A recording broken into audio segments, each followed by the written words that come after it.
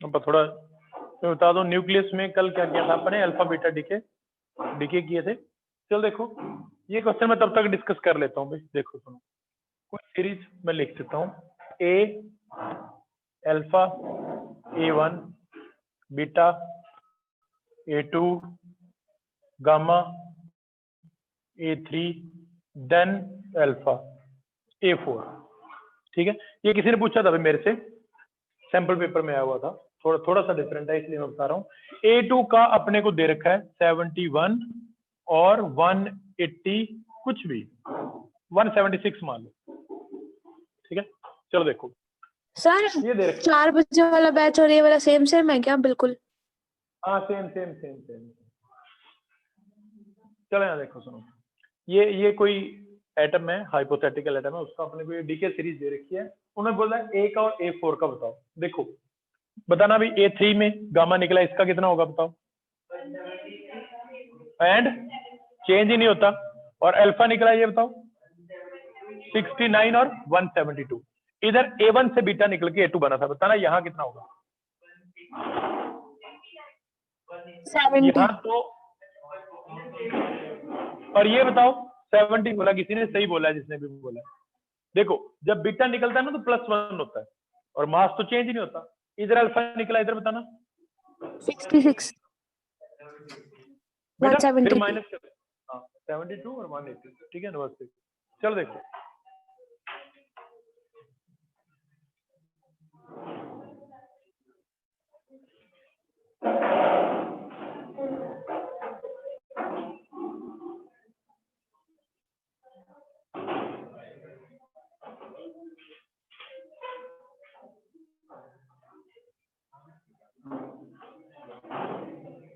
चलो सुनो, यहाँ देखो ये क्वेश्चन देखो भी, ये सीरीज दे रखी है।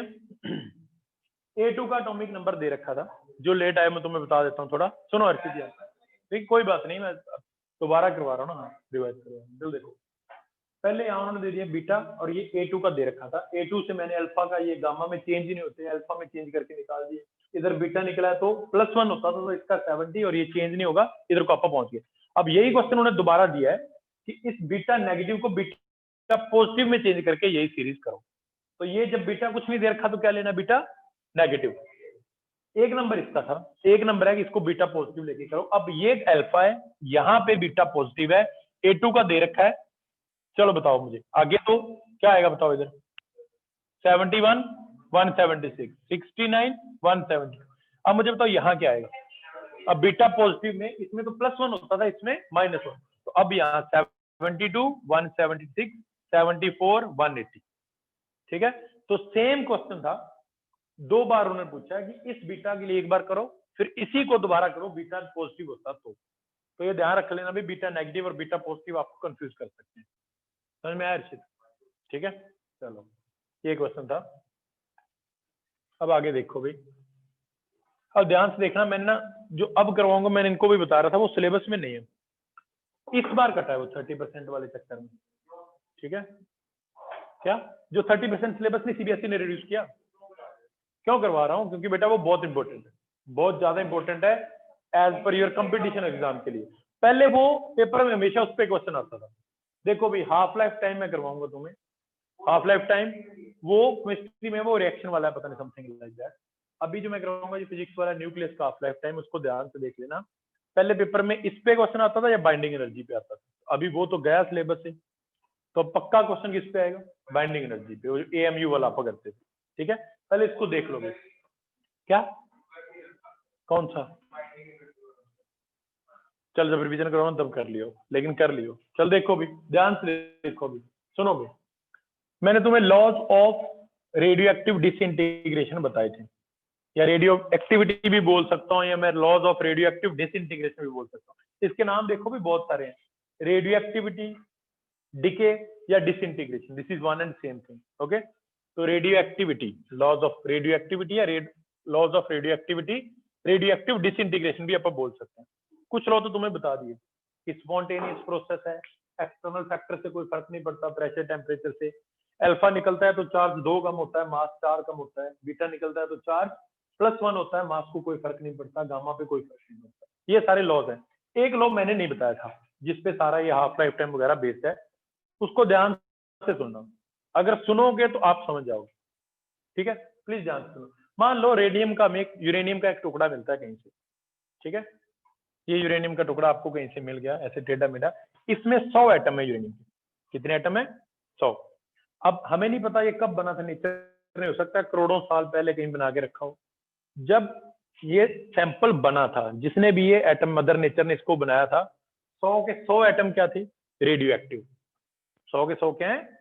हमें नहीं अभी पता कितने डिसइंटीग्रेट उसमें कर चुके हैं, कितने डिके करके स्टेबल हो चुके हैं, पर जब ये बना था तब 100 के 100 क्या थे? Radio active. रेडियो एक्टिव होने का मतलब क्या? अभी उनमें से अल्फा बीटा गामा नहीं निकले, सारे रेडियो एक्टिव है। अब इसमें से जो अल्फा बीटा गामा निकल रहे हैं उसको भी हमें मेजर करना है कि कितने निकल रहे हैं। तो उसको कैसे मेजर करते हैं? डीके पर सेकंड में। कैसे मेजर करते हैं? डीके पर सेकंड, ये इसको बोलते हैं रेट ऑफ डिसइंटीग्रेशन। एक मिनट में बताता हूं, इनको भी याद रखो। एन हो गया नंबर ऑफ पार्टिकल्स पर सेकंड। मान लो 50 अल्फा निकल रहे हैं तो अपन लिखेंगे 50 अल्फा पर सेकंड। वेट सेकंड, आ जाओ भैया। तो good evening, good evening, good evening. क्या आगे बैठ जाओ, इतना पीछे क्यों जा रहे हो? चलो चलो ध्यान से सुनो भाई। अब ना अपन मेजरमेंट करेंगे, पहले अपन मेजरमेंट नहीं की थी। अल्फा बीटा गामा जो भी निकल रहे हैं, अभी कुछ निकले घर में, एक बात सुनो, अभी कुछ नहीं निकले, सुनो। अल्फा बीटा गामा जो निकल रहे हैं वो पर सेकंड कितने निकल रहे हैं किसी सैंपल से, वो अपन ने मेजर मैंने अभी तक नहीं करा, अभी वो अपन मेजर करेंगे।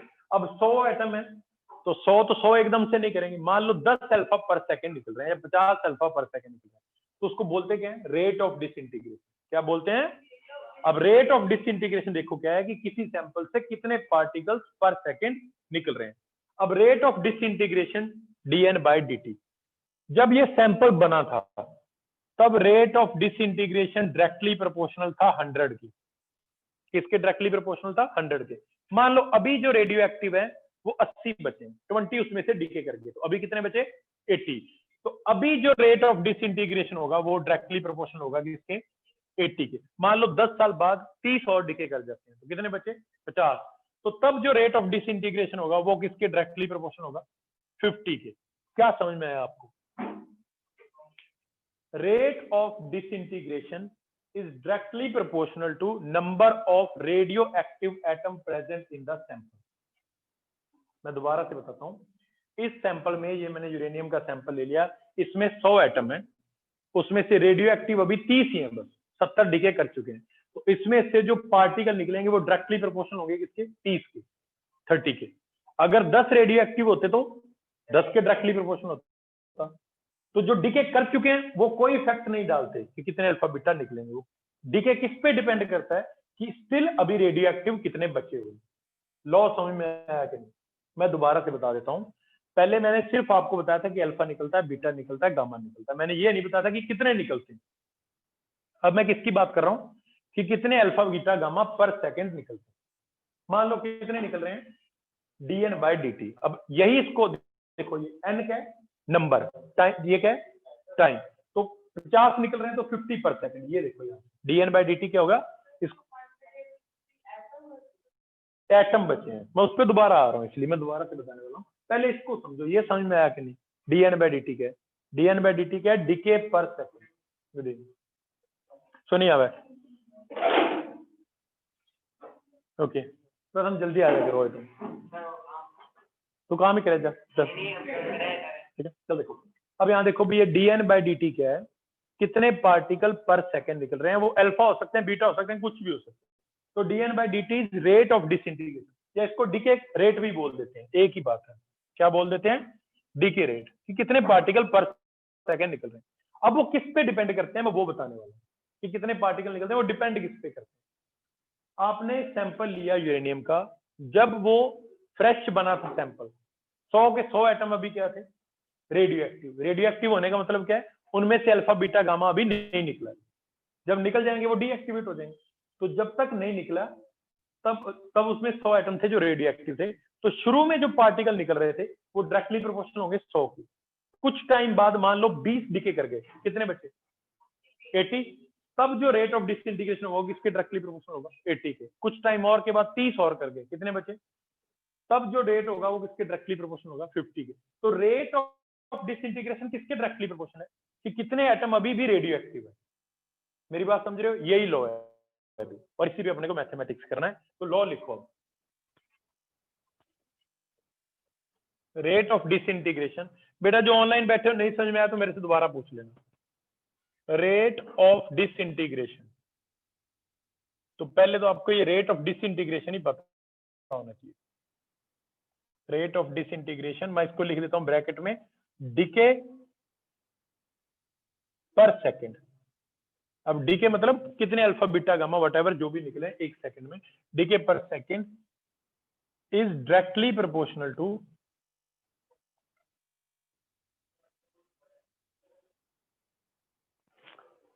नंबर ऑफ, नंबर लिख दोगे पूरा, एन नो मत समझ लेना इसको,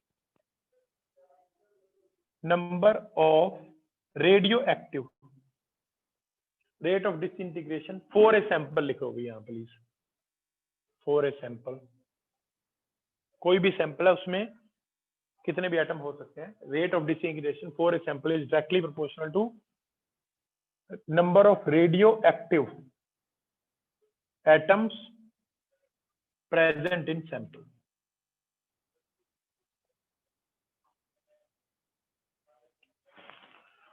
तो किसी सैंपल से, मान लो ये बोतल यूरेनियम की होती है तो इसमें से अल्फा बीटा गामा निकल रहे होते, अब कितने अल्फा पर सेकंड निकल रहे हैं वो किस पे डिपेंड करेगा, कि इसमें अभी कितने एटम रेडियो एक्टिव बचे हुए हैं।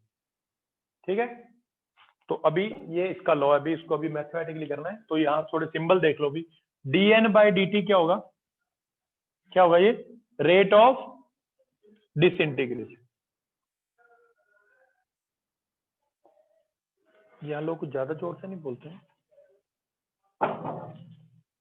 ओके, तो dN बाई dt क्या है, रेट ऑफ डिसइंटीग्रेशन। ओके, तो उसके बाद शुरू, अब आगे देखना भी, let n not is total number of atoms in sample, जो भी अपने पास सैंपल है उसमें टोटल नंबर ऑफ एटम क्या है, n नॉट।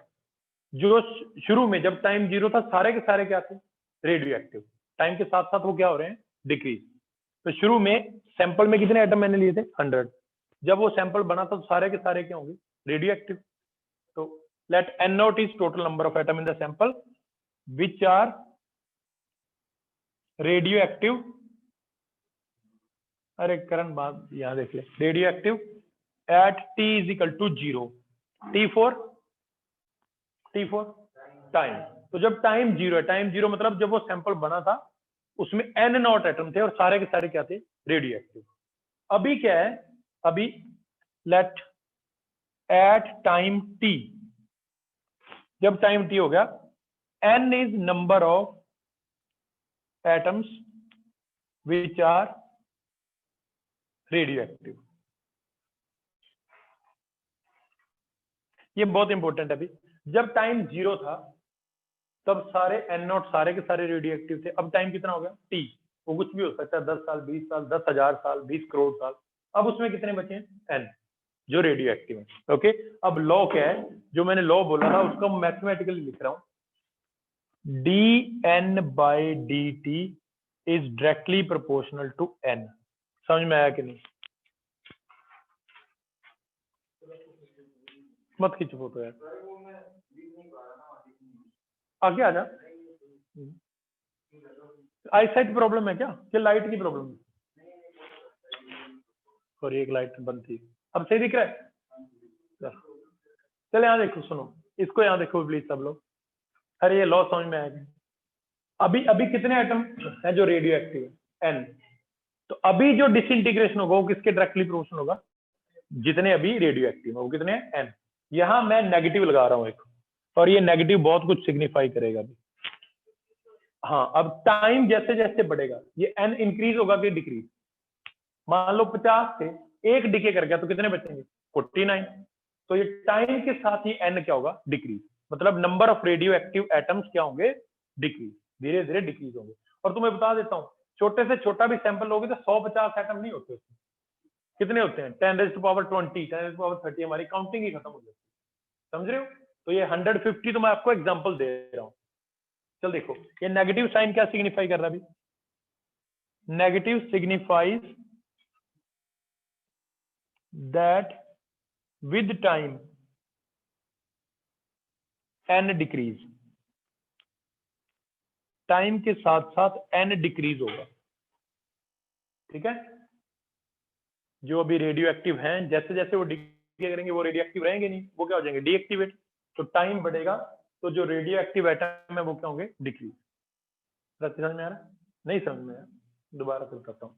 चलो देखो कुछ एटम है इस सैंपल में, इसमें मैं 5 ही बना देता हूँ, ये सैंपल है इसमें 5 ही एटम, ये भी रेडियो एक्टिव है, ये भी रेडियो एक्टिव, ये भी रेडियो एक्टिव का मतलब क्या है, इसने भी अल्फा बीटा और गामा निकालना है, इसने भी अल्फा बीटा गामा निकालना है। शुरू में कितने हैं 5, एक निकाल गया तो कितने बचे, डिक्रीज हुआ इंक्रीज हुआ, तो ये n था 5, कुछ टाइम के बाद कितना हो गया 4, एक और डिके कर गया कितना रह जाएगा।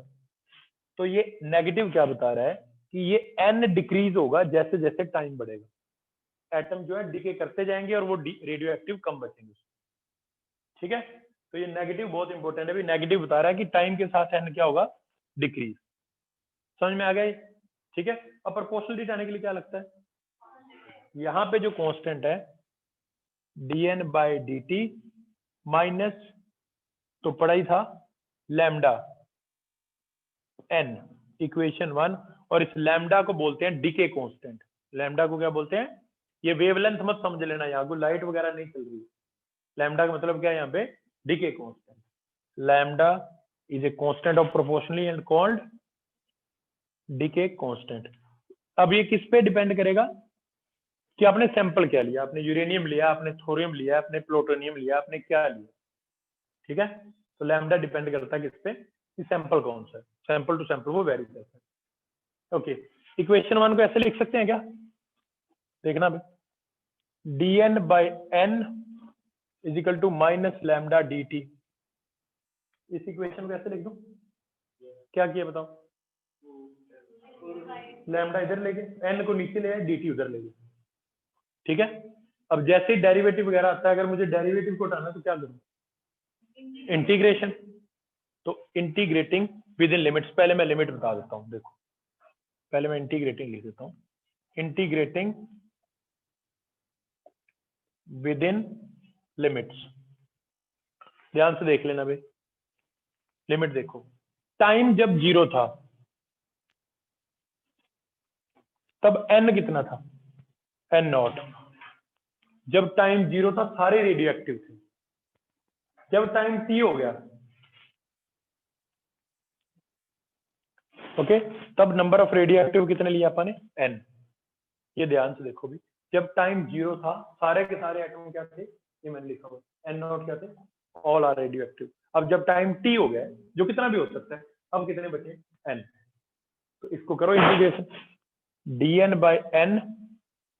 पीयूष तेरे पास मैथ है बायोलॉजी है बेटा, बता dx बाई x का इंटीग्रेशन, पीयूष ही बताएगा, लविश नहीं बताएगा उसको।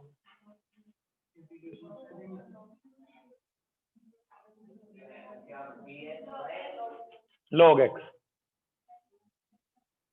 देखो 1 बाय x dx का इंटीग्रेशन क्या होता है log x, तो dn बाय n का इंटीग्रेशन क्या हो जाएगा log n, क्या इंटीग्रेशन हो जाएगा log n, ठीक है।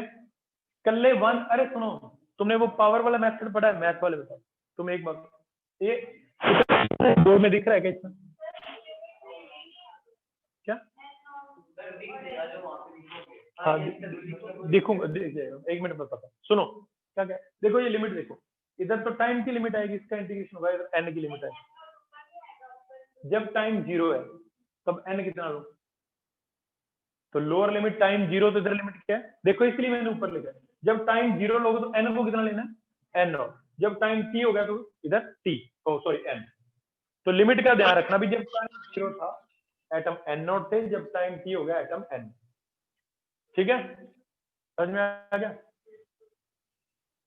चलो अब यहां देखो भी, एक मिनट, अरे मैं तुम्हें ना कुछ बताने वाला था, 1 x की पावर n dx का इंटीग्रेशन बताओ।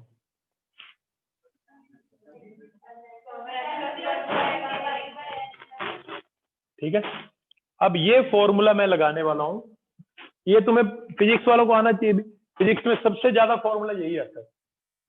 ठीक है, इंटीग्रेशन शुरू में जब भी +1 में तुम्हें फिजिक्स पढ़ाई थी, एक ही फॉर्मूला डेरिवेटिव का, एक इंटीग्रेशन का मैंने ज्यादातर, बाकी कहा था कि जब जरूरत पड़ेगी आप करेंगे, साइन कोस एक्स की कहीं जरूरत पड़ेगी।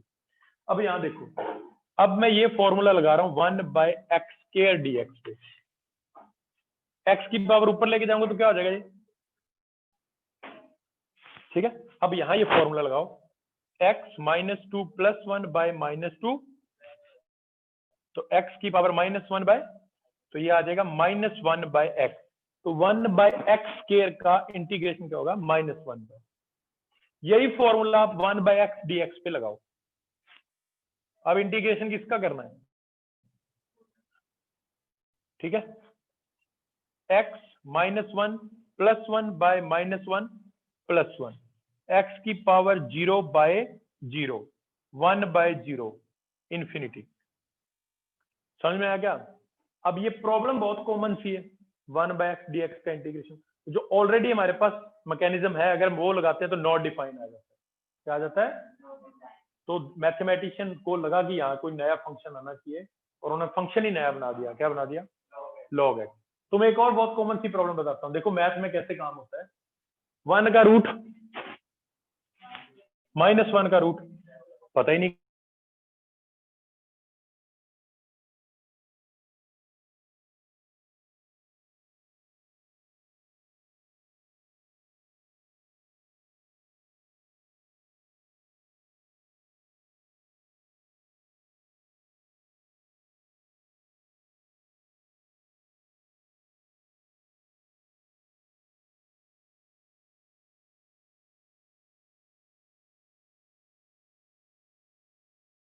करते हैं। अपर लिमिट माइनस, तो इस n की जगह एक बार अपर लिमिट, -n की जगह लोअर लिमिट, तो लिमिट पुट करेंगे तो log n minus log n not is equal to lambda, इस t की जगह अपर लिमिट t -0। लिमिट समझ में आएगी कैसे पुट करेंगे? हर चीज देख रहा है क्या इधर? समझ में आ रहा है? अर्पण, अब देखो भी लॉग की एक और प्रॉपर्टी बता देता हूँ, जो बायो वाले हैं स्पेशली उनको बता रहा हूँ। log a minus log b होता है log a/b। ये फिजिक्स में कहीं यूज किया था हमने? ये वाली प्रॉपर्टी फिजिक्स में कभी यूज की +1 में? कहाँ करिए क्या? जब वर्क डन निकालते थे आइसोथर्मल प्रोसेस में, पीवी एनआरटी log v2/v1 आता था आइसोथर्मल प्रोसेस में, जब वर्क डन निकालते थे वहां ये प्रॉपर्टी यूज की। ठीक है, चलो सुनो, तो ये log a minus log b, इसको क्या लिख सकते हैं? log a/b is equal to -λt। ठीक है, समझ में आ गया? चलो एक मैथ की तुम्हें एक और प्रॉपर्टी बताता हूँ। मैथ में हर एक चीज का इनवर्स होता है, साइन का इनवर्स भी होता है, कोस का इनवर्स भी होता है, पॉजिटिव का इनवर्स, नेगेटिव। ठीक है, प्लस का रेसिप्रोकेट करना है तो क्या करना पड़ेगा? माइनस। देखो x में +2 कर दो, -2 कर दो, x को कोई फर्क नहीं पड़ेगा। x को मल्टीप्लाई बाय 2 कर दो, डिवाइड बाय 2 कर दो, कोई फर्क नहीं पड़ेगा। तो प्लस का उल्टा माइनस, डिवाइड का उल्टा मल्टीप्लाई, x का डेरिवेटिव कर दो, फिर इंटीग्रेशन कर दो, x का x ही रहेगा। मुझे बताओ लॉग का उल्टा क्या आता है? एक्सपोनेंशियल, एंटी लॉग नहीं। e की पावर जो लिखते हो ना, लॉग को अगर कैंसिल करना तो उसका रेसिप्रोकेट क्या होता है? एक्सपोनेंशियल। ठीक है, तो देखो आप सुनो मेरी बात, log x है ना, अब log कट होना है तो इसको एक्सपोनेंशियल कर दो, तो ये कट जाएगा, x का x ही रहेगा। तो मुझे यहाँ पे log नहीं चाहिए, बताओ क्या करूं? Taking exponential both side. Okay, अब ये बायो वालों को मैं बता रहा हूँ, एक्चुअली मैथ वालों को तो शायद ये पता होगा। पता है क्या तुम्हें? पता है क्या?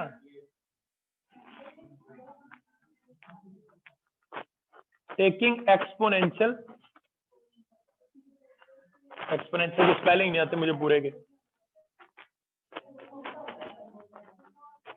बेटा एंटी लॉग कुछ और होता है, वो तो आप कैलकुलेशन, हाँ लॉग।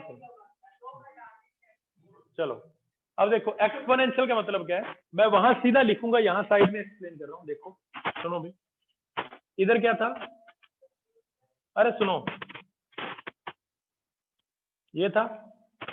अब एक्सपोनेंशियल का मतलब क्या है, इसको भी e की पावर में चढ़ा दो, इसको भी e की पावर में चढ़ा दो, ये तो कट जाएगा, तो इधर क्या बचेगा n बाय, और इधर फिर वो e की पावर में चला जाएगा। तो लॉग रिमूव किया था तो दूसरी साइड एक्सपोनेंशियल आ गया। अगर एक्सपोनेंशियल हटाना होगा तो आप क्या करेंगे, लॉग ले लेंगे, ठीक है। तो यहां देखो एक्सपोनेंशियल करोगे तो ये तो हो जाएगा n by n not is equal to e raise to power minus lambda t। क्या होगा इससे, ये समझ में आ गया। अब यहां से क्रॉस मल्टीप्लाई करना, बस करे भाई, n is equal to n nought, इसको लिख लो भी, इक्वेशन नंबर मैंने कोई नाम नहीं दिया क्या इसको दे देना भी 1, इसको दे दो 2, तो लिखो। ये फॉर्मूला हम ड्राइव करने की ट्राई कर रहे थे, मैं आपको बता देता हूँ क्या है। देखो हर्षित,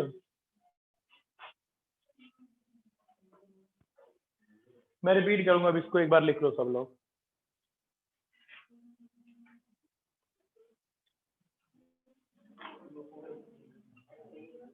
क्या सर ये एक्सपोनेंशियल वाला बता दो। मैं दोबारा से सारा दोबारा से बताऊंगा, कोई बात नहीं।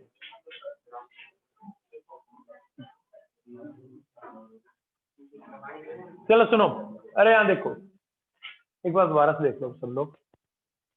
पहले तो ये लॉ आपको समझ में आना चाहिए, ये मैथमेटिक्स तो बाद की बात है। अब लॉ क्या है, किसी भी सैंपल से कितने पार्टिकल पर सेकंड निकलेंगे, वो किस पे डिपेंड करता है कि उसमें अभी भी कितने एटम है जो रेडियो एक्टिव बचे हुए। ओके, और वो कैसे प्रोपोर्शनल है, डायरेक्टली प्रोपोर्शनल। सुनो यहाँ देखो, अरे मैं रिपीट करूंगा, मेरे से पूछ लेना जो भी डाउट है। तो रेट ऑफ डिसइंटीग्रेशन मतलब जो पार्टिकल, कौन से पार्टिकल, अल्फा बीटा और गामा, पर सेकंड कितने निकल रहे हैं, वो डायरेक्टली डिपेंड करता है किस पे, जो अभी भी सैंपल में क्या है, रेडियो एक्टिव है। और ये n माइनस क्या बता रहा है कि टाइम के साथ साथ रेडियो एक्टिविटी, जो रेडियो एक्टिव एटम है वो क्या होंगे, डिक्रीज। जैसे जैसे डिके करते जाएंगे क्या होते जाएंगे, डिक्रीज। तो वो मान लेते हैं कि कुछ सैंपल था हमारे पास, जब वो नेचर में बना था, जब टाइम 0 था, उसमें n नॉट एटम थे जो सारे क्या थे तब रेडियो एक्टिव। अब टाइम कितना हो गया t, अब कितने रेडियो एक्टिव बचे, n।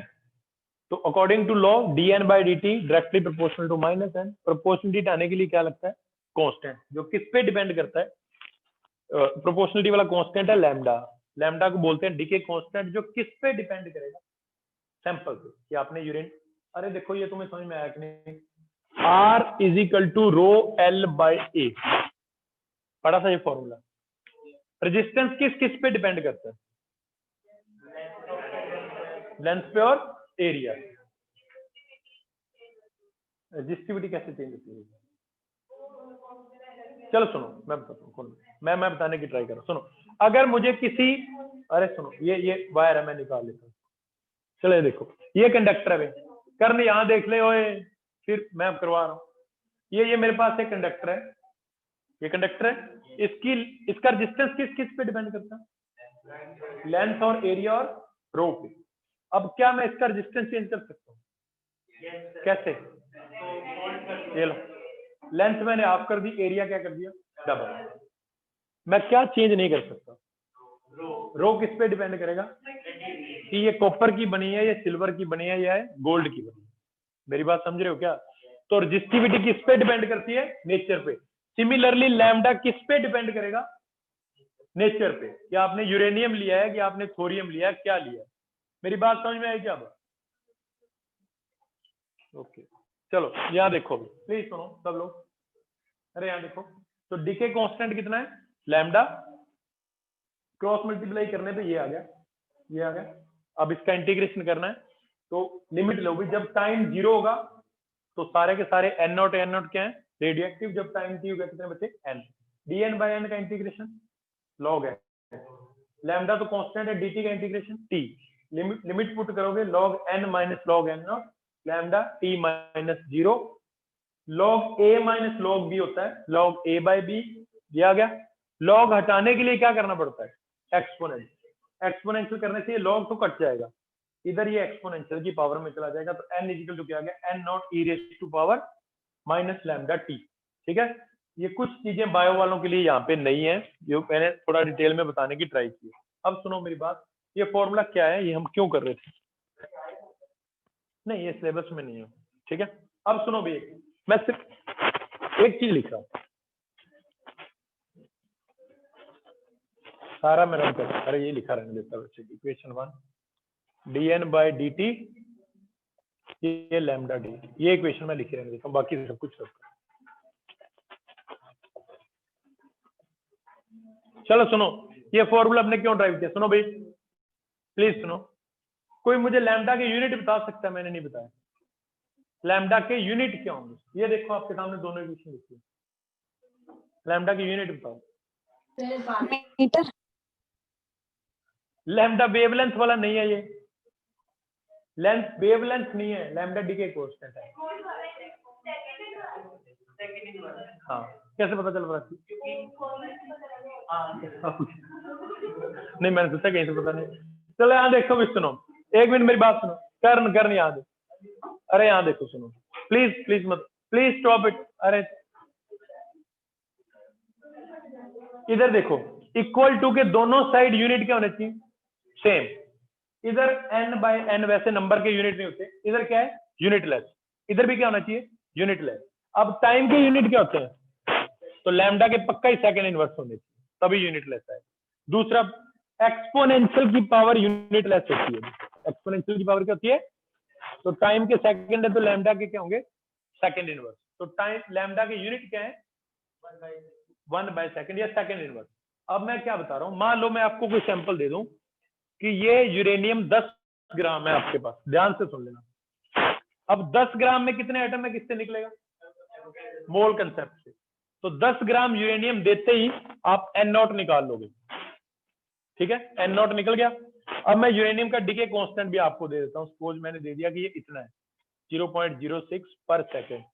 बताओ 10 साल में कितने एटम उसमें बचेंगे जो अभी रेडियो एक्टिव है? क्या ये लैम्डा होता है? सॉरी, देखो ध्यान से, अब तो नहीं आएगा पेपर में क्वेश्चन, पर मैं तुम्हें बता रहा हूं, आपको 10 ग्राम कहेंगे कि 10 ग्राम यूरेनियम है, उसका जो डिके कांस्टेंट है, मैं और इजी कर देता हूं आपके लिए, 2 ईयर इनवर्स है वो। लैम्डा के यूनिट क्या होते हैं? टाइम का इनवर्स। लैम्डा के यूनिट क्या होते हैं? पहले मैंने सेकंड लिखा था, तो आपको ये ईयर के क्या बनाने पड़ते? सेकंड, इसलिए मैंने सेकंड को टाइम उसको भी ईयर में दे दिया, आपको कुछ चेंज करने की जरूरत नहीं। तो 10 ग्राम से आप n0 निकाल लोगे, लैम्डा आपको दे दिया, टाइम आपको दे दिया, इसमें पुट करना है। n0 आपने निकाल लिया, e लैम्डा पता है, t पता है, कितने रेडियो एक्टिव बचे आप निकाल लोगे। मेरी बात समझ में आई क्या? तो ये फॉर्मूला किसका निकला है कि अगर हमें डिसइंटीग्रेशन कांस्टेंट पता है तो हम किसी भी सैंपल में निकाल सकते हैं कि अभी उसमें कितने रेडियो एक्टिव एटम बचे हुए हैं। नहीं, ये करना भी नहीं है, ये अपने से होगा ही नहीं, एक्सपोनेंशियल होगा ही नहीं। जो करने हैं वो मैं बता दूंगा। अब मेरी बात सुनो भी, कार्बन डेटिंग सुना है तुमने? कार्बन डेटिंग सुना है? अब देखो, हाँ अब मैं तुम्हें बताता हूँ, सुनो, कोई फॉसिल हमें मिला, हमें उसकी एज नहीं पता, ठीक है? अब ध्यान से सुनो, ध्यान से सुनो। अरे कोई यूरेनियम का पीस मिल गया, वैसे तो कार्बन भी डीके होता है, उतना डेप्थ में मुझे नहीं पता। यूरेनियम का कोई पीस हमें मिल गया, अब उसमें टोटल नंबर ऑफ एटम कितने हैं? बहुत आसानी से निकल जाएगा उसका वेट करके। उसमें रेडियो एक्टिव एटम कितने हैं? वो साइंटिस्ट निकाल लेते हैं कितने बचे हुए इसमें। ओके, यूरेनियम का डीके कांस्टेंट भी पता है, तो पता चल जाएगा कि वो सैंपल कितना पुराना है। इसी से कार्बन डेटिंग, यही कार्बन डेटिंग होती है। कोई भी चीज क्या करती है? डीके करती है। अब उसमें शुरू में एटम कितने थे, जो उसमें अभी भी टोटल नंबर ऑफ एटम है, अभी रेडियो एक्टिव कितने बचे हैं, वो मेथड से किसी से निकल जाएगा। अगर उसका डीके कांस्टेंट पता है तो ये निकल जाएगा कि वो सैंपल कितना पुराना है। This is called carbon dating. पता तुम्हें? वैसे हमारी बॉडी में कार्बन 12 भी होता है और कार्बन 14 भी होता है। कार्बन 12 रेडियो एक्टिव नहीं है, कार्बन 14 क्या है? Radio active. तो अगर हम मर जाएंगे, हमें जलाएंगे नहीं, अगर दफना देंगे ना कहीं, तो कार्बन 14 क्या करता जाएगा? डिके।